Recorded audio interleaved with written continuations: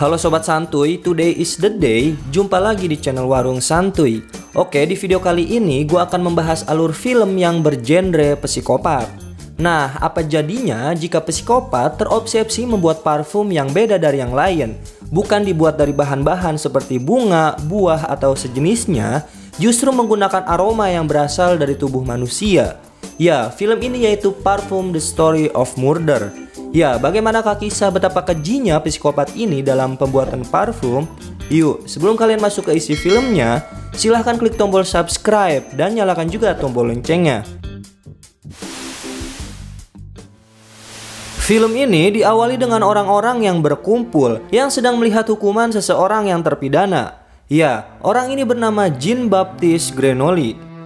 Pada suatu hari di daerah kota Paris, yang dimana daerah tersebut dikenal dengan daerah yang kotor dan mempunyai aroma paling busuk. Saking busuknya, aroma di daerah tersebut melebihi aroma selangkangan pria setengah wanita.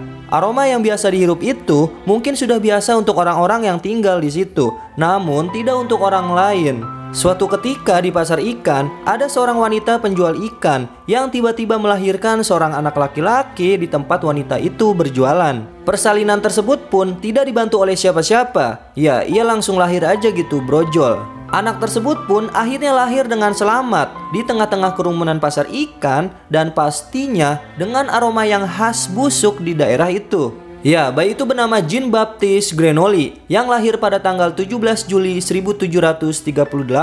Namun sangat disayangkan, bayi yang baru lahir tersebut ingin dibunuh oleh ibu kandungnya sendiri. Akan tetapi, hal tersebut diketahui saksi-saksi atau warga sekitar yang ada di sana. Akhirnya, ibu ini pun diberikan hukuman mati karena ingin melakukan percobaan pembunuhan atas anaknya sendiri.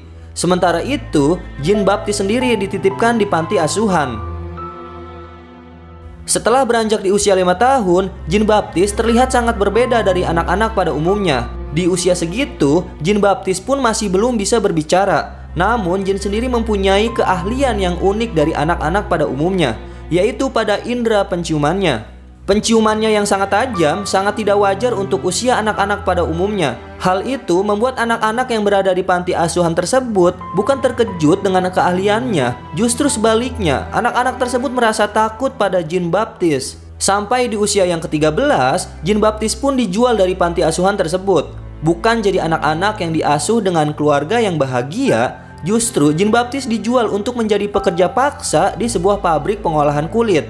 Jean-Baptiste pun bekerja di pabrik tersebut sampai dia beranjak dewasa. Kemudian pada suatu hari, Jean-Baptiste diberikan tugas dari pabrik tersebut untuk mengantarkan barang ke suatu kota. Seperti biasanya, Jean-Baptiste menunjukkan perilakunya yang berbeda dengan menggunakan keahliannya yaitu endusannya. Dia pun mencium semua aroma yang berada di kota tersebut. Aroma yang khas yang belum pernah dicium oleh Jean-Baptiste sebelumnya. Yaps, salah satunya aroma parfum, aroma yang sangat kuat yang berada di kota tersebut. Namun tiba-tiba saja, dari sekian banyak aroma yang khas di kota tersebut, Jean-Baptiste lebih tertarik dan menyukai satu aroma ini, yaitu aroma dari tubuh seorang wanita cantik penjual buah. Jean-Baptiste pun sangat tertarik dengan aroma tersebut. Hingga akhirnya Jean-Baptiste dipertemukan oleh wanita yang cantik itu. Tanpa pikir panjang, Jean-Baptiste pun langsung menarik tangan wanita tersebut dan mengendusnya yang membuat wanita tersebut lari ketakutan. Tidak lama kemudian, Jean-Baptiste pun menemukan tempat tinggal dari wanita tersebut dengan indera penciumannya layaknya anjing pelacak. Jean-Baptiste pun tiba-tiba nongol dari belakang tubuh wanita itu dan mencium lagi aroma tubuh wanita tersebut. Sontak wanita cantik itu kaget dengan perilaku Jean-Baptiste yang tiba-tiba seperti itu, sehingga membuat wanita cantik ini berteriak. Tapi dengan sigap dan cekatan, Jean-Baptiste pun membungkam teriakan dari wanita itu karena Jean-Baptiste khawatir akan ada orang lain yang mendengarnya. Sayangnya telapak tangan yang membungkam mulut wanita itu membuat wanita itu kehabisan nafas. Dan tentunya wanita tersebut pun tewas karena Jean-Baptiste ini. Jean-Baptiste pun tidak merasa menyesalinya atau sedih dengan perilaku yang dia lakukan kepada wanita itu. Melainkan Jean-Baptiste tersebut terus mencium telapak tangannya dan membuat Jean berpikir obsesi pikiran liar lainnya. Keesokan harinya di sebuah kota tersebut ada toko parfum yang dimiliki oleh Maldini. Ya, Maldini ini seorang yang ahli dalam pembuat parfum sekaligus penjual parfum. Ya, tetapi toko parfum tersebut terlihat sepi dan kalah dengan toko parfum lainnya yang ada di kota tersebut. Sehingga Maldini pun merasa tersaingi dan berusaha untuk membalikan keadaannya dengan meniru parfum yang bernama Amor and Saki dari toko parfum lainnya. Akan tetapi, Maldini tidak mendapatkan atau menemukan resep dalam membuat parfum tersebut. Kemudian pada malam harinya, Maldini pun tiba-tiba bertemu dengan Jean Baptiste yang saat itu sedang diberikan tugas dari sebuah pabrik kulit untuk mengantarkan kulit kambing. Lalu akhirnya Jean Baptiste diajak ke rumah Maldini. Ketika Jean Baptiste memasuki rumahnya Maldini, indera penciumannya pun mulai bereaksi, termasuk aroma parfum yang sedang dibuat dan dipakai oleh Maldini sendiri.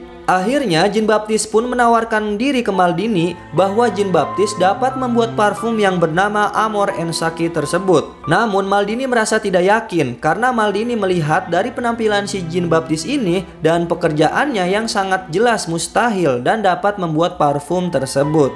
Akan tetapi Jean Baptiste tetap ingin membuktikan bahwa dia dapat membuat parfum tersebut dengan memberitahu keahliannya, yaitu indera penciumannya yang sangat baik di kota Paris. Setelah itu, Jean Baptiste pun mulai membuat parfum tersebut dengan caranya sendiri, menakar bahan tanpa batasan, menuangkan apapun itu, lalu asal mengocoknya.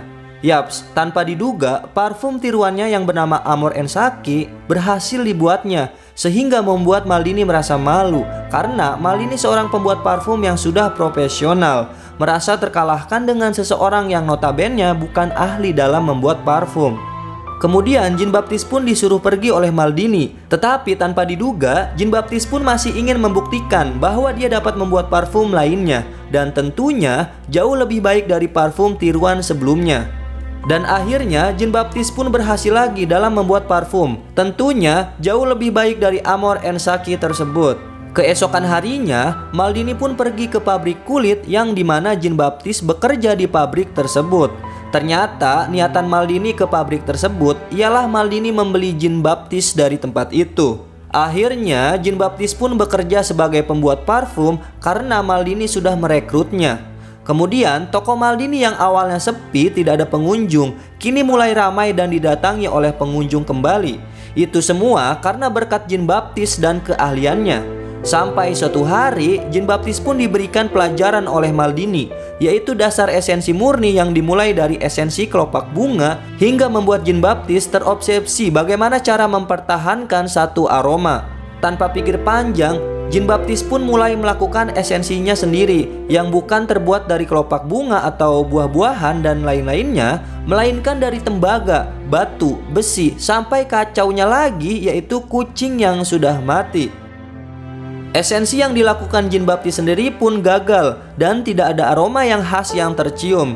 Jean Baptiste pun merasa kesal dengan pengalamannya yang masih sedikit dan kurang. Dengan ditambahnya aksinya yang so tahu tersebut membuat sebuah kegagalan. Jean Baptiste pun marah kepada Maldini dan mengira apapun materinya itu akan menghasilkan esensi yang khas. Lalu dalam hitungan menit, Jean Baptiste pun akhirnya tiba-tiba tumbang karena sakit parah yang membuat wajahnya seperti memar, lemas, dan putih pucat, yang membuat Maldini pun merasa bingung kalau tiba-tiba Jean Baptiste itu meninggal karena sakit, dan toko parfum Maldini pun akan bangkrut karena Jean Baptiste lah yang membuat toko parfum tersebut dapat bangkit dari keterpurukannya.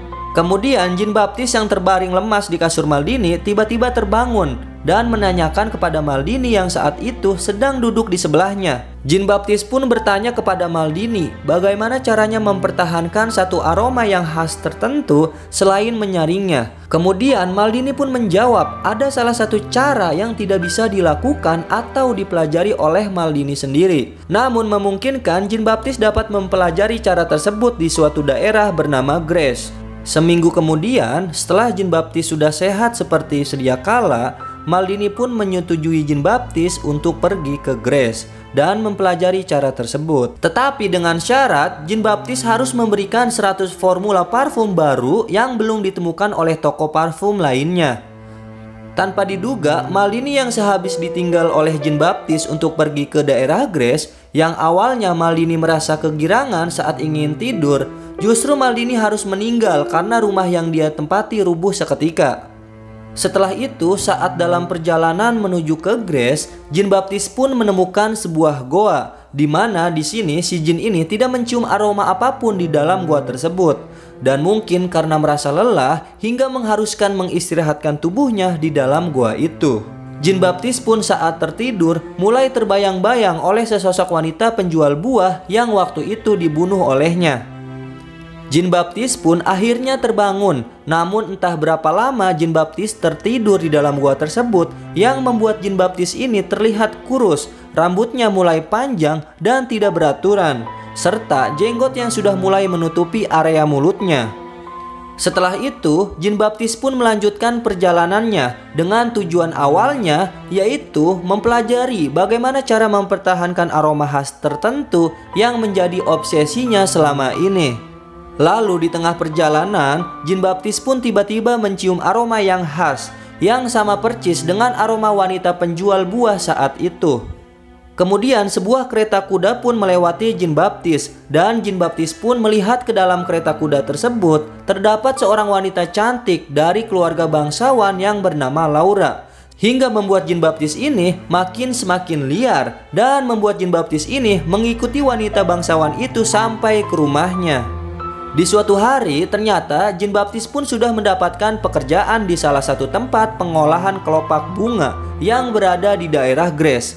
Jin baptis pun ternyata bekerja dengan giat, rajin, dan cekatan. Tetapi siapa sangka ternyata jin baptis pun melakukan eksperimen yang gila di sana dengan mengorbankan tubuh mayat wanita yang menjadi kelinci percobaan eksperimennya tersebut. Ternyata eksperimennya pun mengalami kegagalan. Dan saat itu hampir ketahuan sehingga membuat jin baptis pun makin gila dengan obsesinya yang menjadi-jadi. Suatu ketika akhirnya eksperimennya pun mengalami keberhasilan. Esensi aroma yang khas tertentu berhasil dibuatnya dari seorang wanita pekerja seksual. Namun kegilaan dari seorang jin baptis ini tidak berhenti di situ saja. Ya, namanya psikopat, jin baptis pun terus mencari korban. Dan saat itu, dua wanita kembar menjadi korban untuk eksperimennya jin baptis. Sehingga dari situlah korban-korban selanjutnya terus bermunculan. Dan pastinya korbannya itu ya wanita-wanita yang masih perawan. Lalu para pejabat daerah yang berada di daerah tersebut merasa khawatir dan yang membuat orang-orang lain menjadi takut. Sehingga membuat jam malam atau penjagaan saat malam hari pun mulai diberlakukan. Bahkan saking kacaunya, satu sama lain saling membunuh karena dianggap predator. Hingga suatu ketika, terdapat seseorang yang membawa surat yang isinya penangkapan pelaku. Karena ada seseorang yang mengakui sebagai pelaku, namun sayangnya pelaku tersebut bukanlah jin baptis. Lalu ayahnya Laura, si gadis cantik yang saat itu berada di kereta kuda, menyadari bahwa dia bukanlah pelakunya. Ternyata ayahnya menyadari terdapat kejanggalan yang saat itu ia rasakan. Pada malam hari, semua orang yang mengetahui bahwa pelaku sudah tertangkap merayakan dan berteriak, tetapi di situ juga terdapat Laura yang ikut merayakan kegembiraan tersebut. Lalu tidak lama kemudian, ayahnya pun muncul dan menarik tangan Laura dari keramaian, sehingga membuat Laura pun merasa tidak terima dengan perilaku ayahnya kepadanya, yang akhirnya membuat Laura pun pergi. Dan tidak lama kemudian, Laura pun sudah merasa tenang dan akhirnya kembali pulang ke rumahnya. Keesokan harinya, Laura pun dibawa pergi oleh ayahnya karena ayahnya berniat untuk menyelamatkan Laura anaknya karena si psikopat yang mengincar wanita-wanita perawan masih berkeliaran di daerah tersebut. Jin baptis pun menyadari kepergian Laura hingga akhirnya jin baptis pun berpikir untuk mengejar si Laura ini. Setelah jin baptis pergi dari tempat tersebut, anjing dari wanita pekerja seksual ini memasuki ke suatu tempat. Dan ternyata anjing ini menemukan bungkusan kain serta rambut majikan si anjing tersebut. Atasan jin baptis pun yang pada saat itu ternyata juga menyadari selama ini bahwasannya pelakunya adalah jin baptis. Setelah itu, jin baptis pun pergi menyusul Laura. Ternyata jin baptis sudah menemukan Laura yang dimana saat itu sedang tertidur. Dengan penjagaan yang sangat minim, membuat jin baptis ini mudah untuk memasuki ruangan di mana Laura tersebut berada. Dan kemudian jin baptis pun mulai beraksi, yang pada akhirnya Laura pun meninggoy. Keesokan harinya, ayahnya Laura akhirnya menemukan Jean Baptiste yang saat itu Jean Baptiste pun tidak menyadari bahwa selama ini dia sudah menjadi buronan. Lalu tiba saatnya penghukuman Jean Baptiste yang saat itu dipenuhi oleh kerumunan orang-orang yang menyaksikan. Kemudian akhirnya Jean Baptiste pun datang dengan kereta kuda dan tidak terlihat sebagai terdakwa. Bahkan Jean Baptiste ini pun disambut dengan orang yang berlutut kepadanya. Lalu di atas podium penyalipan dan di tengah-tengah keramaian ada seorang eksekutor yang biasanya terlihat sadis dan menyeramkan justru berubah sikap dan menyatakan bahwa Jean Baptiste ini tidak bersalah. Ya, ini karena Jean Baptiste saat di kereta kuda menggunakan parfum yang sudah ia buat selama ini, dan parfum ini dapat mengontrol orang-orang di sekitarnya. Kemudian Jean Baptiste yang saat itu berada di atas podium penyalipan mengibas sebuah kain yang sudah diteteskan parfum yang terbuat dari tubuh Laura. Seketika orang-orang yang berada di sekitarnya yang awalnya dipenuhi amarah justru berubah drastis. Kejadian aneh pun terjadi. Jean Baptiste pun tiba-tiba terbayang lagi oleh wanita penjual buah yang menjadi korban pertamanya. Kemudian Jean Baptiste pun akhirnya pergi meninggalkan tempat tersebut. Tidak lama kemudian, saat Jean Baptiste pergi, orang-orang yang saat itu di sekitar Jean Baptiste sebelumnya terbangun dan terlihat sudah tidak berbusana semua. Dan mereka pun tidak menyadari apa yang sedang terjadi saat itu. Bahkan mereka pun lupa dengan Jean Baptiste itu sendiri.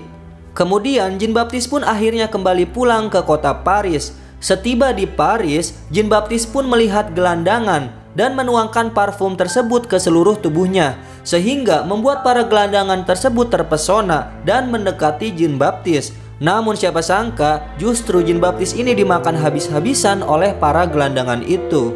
Dan akhirnya film ini pun tamat.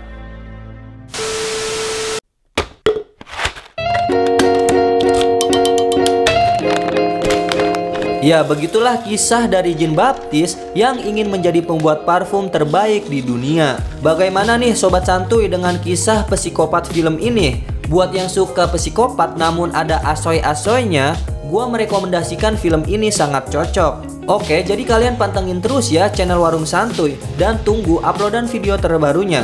Oke, tulis di kolom komentar review kalian yang sudah menonton film ini. Sekian dan terima kasih. Warung Santuy pamit. Jangan lupa ingatan.